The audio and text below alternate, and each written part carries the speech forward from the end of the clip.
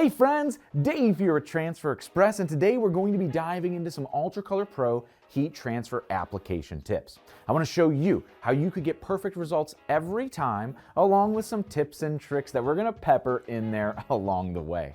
Now, UltraColor Pro is our new digital screen printed transfer that's great for those higher quantity orders. With digital printing, you're not limited by any color or fine details, and with a screen printed adhesive backing, you have the quality and durability of a screen printed transfer.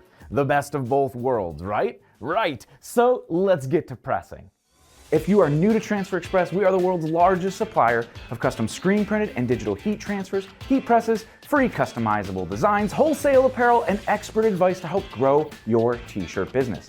If you haven't already, subscribe. We're kicking out new videos like this one every single week. Now, before we dive in, I want to mention that some of these tips and tricks that we're going to cover today are applicable for other transfer types or pretty much anything you're printing with your heat press. But I always suggest to read over the application instructions before printing any transfers at all or anything with your heat press. That's really the first step to perfect prints every time. Now, included in those instructions that I'm mentioning is the press setup, which we'll follow for the specific substrate that we're printing on. For 100% cotton or cotton poly blends, we're going to set our heat press to 340 degrees and our time to 10 seconds. Now, for 100% polyester, we'll go with 290 degrees and 15 seconds. This is the easy stuff, out of the way early. Now, you should periodically check your heat press for accurate temperature and compensate or calibrate your press to hit that target temperature spot on. Now, we have some great, inexpensive heat press test strips that I absolutely love for testing because they measure the exact temperature as the heat transfer feels it. That is, with the pressed closed and the pressure on. 10 degrees low to what it's actually set at, then you could compensate the heat press accordingly. Now, you could also use those IR thermometers, but sometimes the non-stick coating is actually going to affect the way that light is returning, and you're not going to get an accurate reading. And of course, those probe thermometers that you could actually touch to the heat surface are pretty expensive to get. All right, next up, let's set our pressure. Now, for accurate pressure, we should load our t-shirt onto the press to compensate for the thickness of the fabric. Sweatshirts and hoodies are much thicker than t-shirts. If you're printing the same graphic on both styles of garments, you're going to need to adjust your pressure accordingly in the middle of your run. Now, you could thread your garment onto the heat press, like putting a pillowcase on a pillow, or we could just lay the garment over top. Regardless of the capabilities of your heat press and how you're loading the shirt, ensure you have a nice, flat, even surface for printing, free of any collars or seams on that printing area. Now, we're going to set our pressure with the pressure adjustment knob. Hotronics presses take the guesswork out of accurate pressure with the digital pressure readout, just like we have here on our autoclamp. Now, here we are aiming for a 6 to 8 for firm pressure for our UltraColor Pro. I like to err on the firmer side for application, so right here at a 7 or 8, we are set and perfect for printing.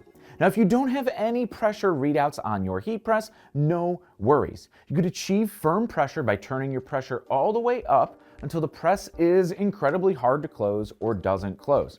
Now, don't force it, don't break your press. Then back off the pressure slightly until you can close the press, and you should be right there in that firm pressure range. So the next step now is to pre-press our garment.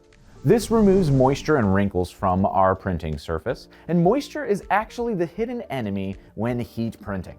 Most fabrics, like 100% cotton here, are going to soak up water from the air like a sponge. And when pressed, that moisture turns into steam and evaporates up while we're trying to push inks down. Not so good. So we're going to remove all the moisture before printing our graphic on the shirt so the inks sit in the fabric nice and proper. Now, while we are adjusting our pressure, we may have steamed out a little bit, but we're actually going to pre-press for a full 3 to 5 seconds to ensure there is no more moisture left in our fabric. Do this for every shirt on your order.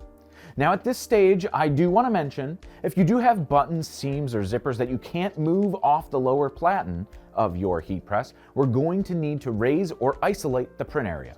Now, you could isolate it with quick change platens, or you could raise it with something like a mouse pad.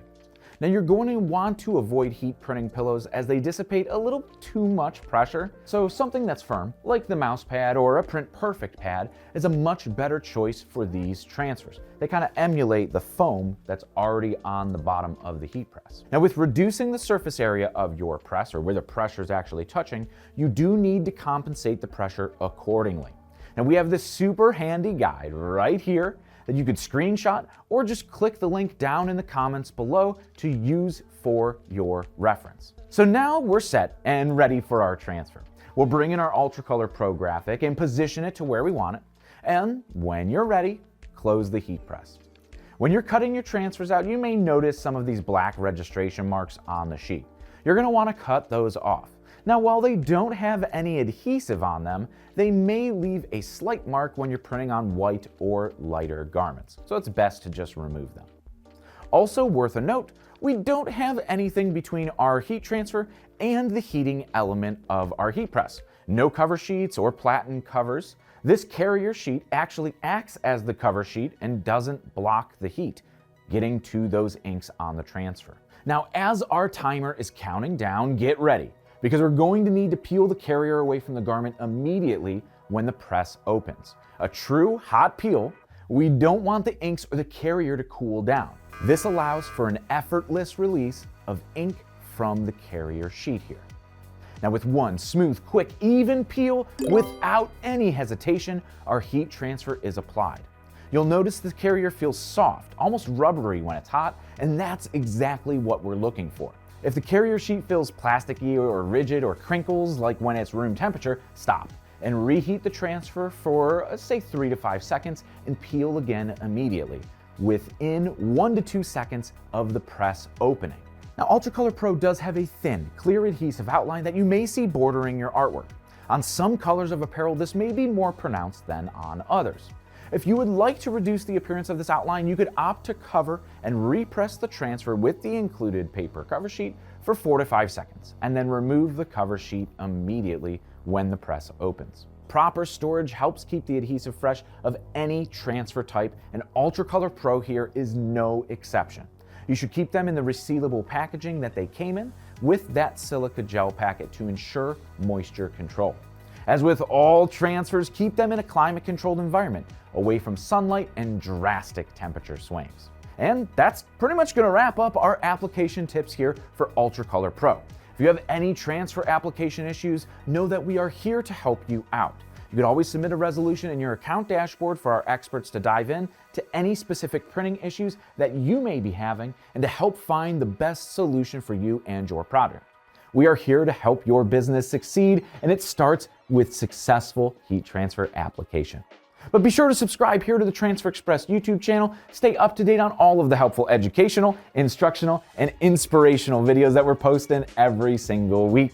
But until next time, I'm Dave. Happy pressing.